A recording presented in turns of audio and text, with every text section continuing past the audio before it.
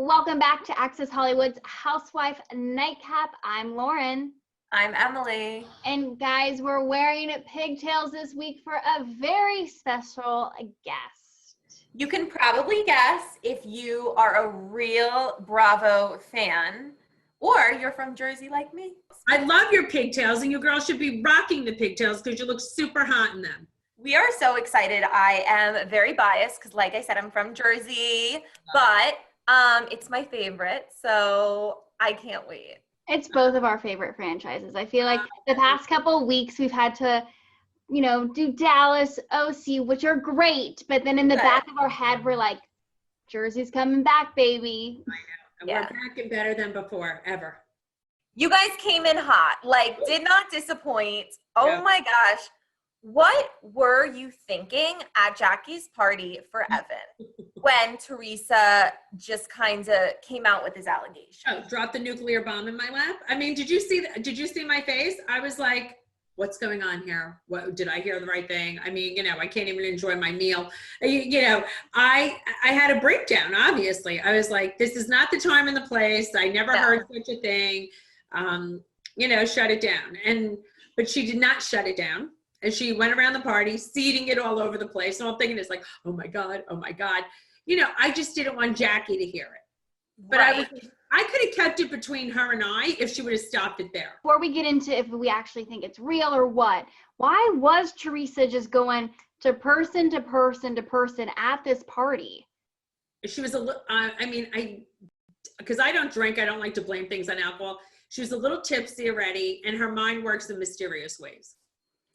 She sees Evan across the room. She, gets something in her head, and she's like, I don't know, something pops in her head and it goes in her head and out her mouth. It was really shocking. Shocking. I am okay, so I guess we just talk about you really try to bring them together. It all happens in this first episode, which is really, it's like a lot. So much. Did you think they would find a common ground in that conversation? I really did. I was hoping, I was like, Jackie, of course she's going to apologize. It's horrible, but don't worry. She didn't say it to hurt you. I mean, in my head, I really believed her mind works in mysterious ways, and she's going to come here and realize the error of her ways, and she's going to apologize. I was like, I'll make her apologize. Don't worry. To Teresa, I gave her the face when she comes in, fix this. Come on. I'm thinking Teresa's going to fix it. Then she storms out of your house screaming the C word. But here's the thing. Before we even get into her leaving the house, which I do think was justified after what Jackie said, with this rumor, is there any truth to it? Do we even know where Teresa got this to begin? Did she come with receipts? No. I'm like, who said it? I don't remember. My memory's horrible. But how long ago? Last year. If you have no basis and you can't say who said it and you have no recollection and what did they say? How could it? It's not true. I've never heard this. It hasn't happened. I've lived in Tenafly, Englewood area forever. This guy is always home. He's always with his kids. He's devoted. It comes up, you got to come with receipts. When your house, you got to come with receipts. You don't have proof. It didn't happen. So after we see Teresa and Jackie talk it out on your couch, Jackie drops this bombshell of an allegation, but also an analogy of her basically saying, well, I hear Gia snorts coke in college, but I don't know where I heard that from. So was that below the belt? It was an analogy. Because the way she said it was, she was like, I don't know where I heard it. Could it be? It could, she was mimicking Teresa, showing that it was an analogy. So I don't think, Teresa, listen, if someone brings up your kid's name, you immediately don't even hear anything else they're saying, which I understand that part, using an analogy with Teresa is not the best thing with her child's name. But Jackie was just showing how hurtful it is when a baseless rumor is said, how painful. And she was just trying to show her this is so painful. And that's what it was. Obviously, it was not the best thing. It did not move in the right direction. If someone said that about my kid, I'd be like, that's a stupid analogy. I would not think, I wouldn't get it to that level. I mean, I would be like, don't ever speak about, I was like, but I don't think she realized it was an analogy at first, or, it was not a good, it just went south. It went south. That's I've been honest to God, like when I watched it, I didn't really take it as an analogy. I kind of took it as like, okay, well, she's just going to throw something out there just as well as Teresa did. No, well, that's why she said it, knowing it's like the way she said, I don't know where I heard it, who said it, like showing like how stupid is this? Are kids off limits though? I do think kids are normally off limits. Especially with what you've been through. Yes, I mean, I don't speak about children, that's a fact, but Jackie was like, she doesn't have a Joe Giudice. Who could she ever make the analogy comparison to so that Teresa would understand? Right. No, listen, I don't talk about kids. I would never make an analogy like that myself, but Jackie was like, who is Teresa close to that she could understand how painful it is to talk about someone you love. Will Jackie and Teresa bury the hatchet, or is this just gonna? I mean, time will only tell. I mean, for real. Yeah. I feel like we saw you go through so much with Danielle last season. Yes. And it feels like you're going to be almost like a mediator this season a little bit. Where will we see you on your journey this season? I mean, I have a lot of emotional things happen. I mean, I definitely don't get along with everyone at every given moment, but I was writing my book during this season. Mm-hmm. So I had a lot of therapeutic things I was going through in my head as well. So I have an emotional season. Everybody does in their own personal relationships. So I mean, listen, do I do some mediating? Of course. I always like to think I'm very much a voice of reason. I could get over things. I don't think I have crazy, thought process as some people. But, it's not as rough as last season. There's no physical violence, thank the Lord. But there's a lot of emotional upheaval with everybody. We see you in the trailer, like really scream at Joe. Yes. I have issue with give us anything what that was about. It was emotional. I got upset with him about something he had said. It was very painful, and I let him have it in public, in front of everybody. I think everybody, could not believe it. No one's ever seen me yell at Joe like that. I was just gonna say that. I feel like you never really. No, we don't see that. No, it's not something I do very often. I mean, I'm not saying I've never lost my shit on him before, but I really lost it on him. Was it a one-time thing, or are we going to see you guys go through some stuff during the season? We discuss it. We discuss what went on with us. We're both we've done a lot to be together. We're very adult in our relationship. We're not combative, but you see us discuss it. You're saying discuss it, but if you don't mind us asking it, if you can tell us, what is it? No, it's something that had happened on the season.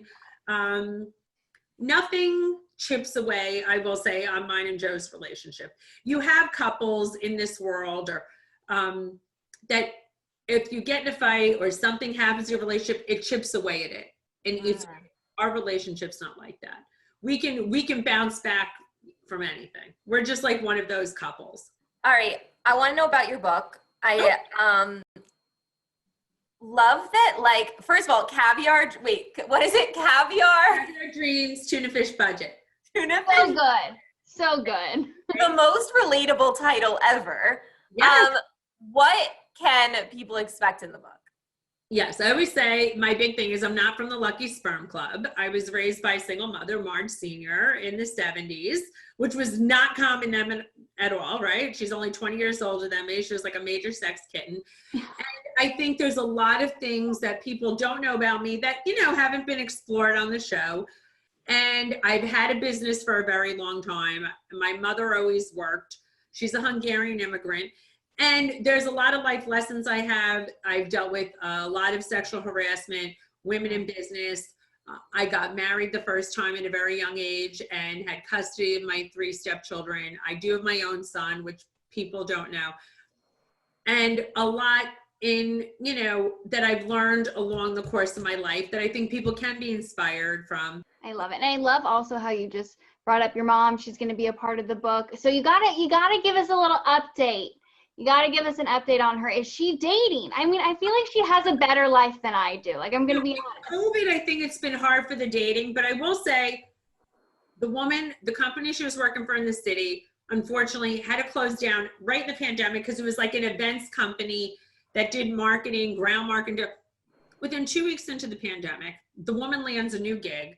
She's working, she's out. She was actually out of the house during COVID working. Like her and her boss in an office every single day.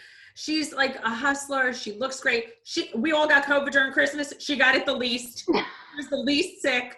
She looks great. I mean, her idea of a diet, you know, she's like, I got to lose weight. She's drinking 2 Starbucks a day and then just only eating dinner. I mean, she's hysterical. She's all about you. It's better to look good than to feel good. Martin's always she's great. She's adorable and fun.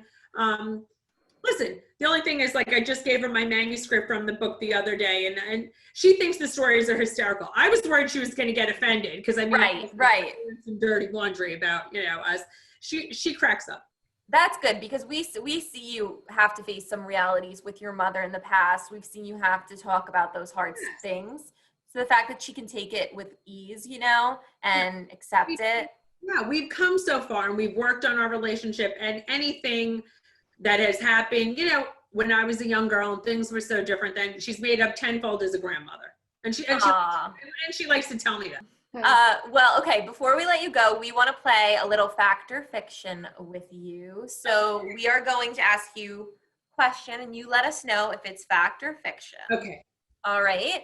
Okay. So the first question is, Melissa and Joe have not been faithful to one another. Oh, that's fiction. Okay. What is going on with their marriage?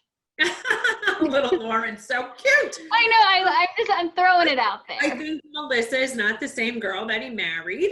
She was a young Italian housewife home with little kids. She's, you know, grown into a successful businesswoman. Her kids have gotten older. She's not the Italian housewife that's staying home. She's, you know, become a global figure. And, you know, I think that's hard for some men to deal with when their wives grow into something that they didn't marry, and he's not good with change. I think their relationship obviously is going to survive it. But I think men in general have a hard time dealing with change. We need to ask about Teresa's new guy. She does seem so happy, and we love that for her. But fact or fiction, she's going too fast with him. Fact. That's just, you know, me, I'm just like a little, well, listen, I had an affair with my husband for a long time before I wound up with him. So they just bought a house. So that is really, I mean, it's. And they're together. She did announce, though. This was her announcement. I saw her say to Billy Bush, 7 months. Okay, what about this one? Dolores's boyfriend will finally propose this season or sometime soon. Ooh, I plead the fifth. I don't know. You know what? I don't know. Fiction. I don't know. Fiction. I hate seeing Dolores in this in-between. I hate it. I want her to be happy. I don't know if she'll say yes. I don't know. Do you think she'll ever get back with her ex-husband? Like last season? No, fiction. That's fiction. That's fiction. Okay, so we see in the trailer a little teaser of this. Fact or fiction, does Jennifer have a drinking problem this season? I don't know what to call that. I mean, I mean, what's a problem? I mean, I don't drink, you know, a problem. I don't want to call it a problem. I say that's fiction, though she drinks a lot. You know, she drinks a lot. Fiction. She drinks a lot compared to me. Okay. Yeah, you don't drink at all, so you're really rare. Yeah.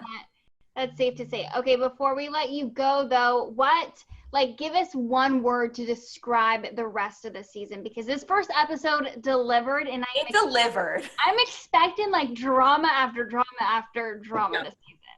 I just think this season's very intense. It is. I just think it's going to be intense. I think every episode is going to be fabulous. I really do. That is a wrap for our episode today. Please make sure you subscribe and follow us right here to get to know us a little bit better.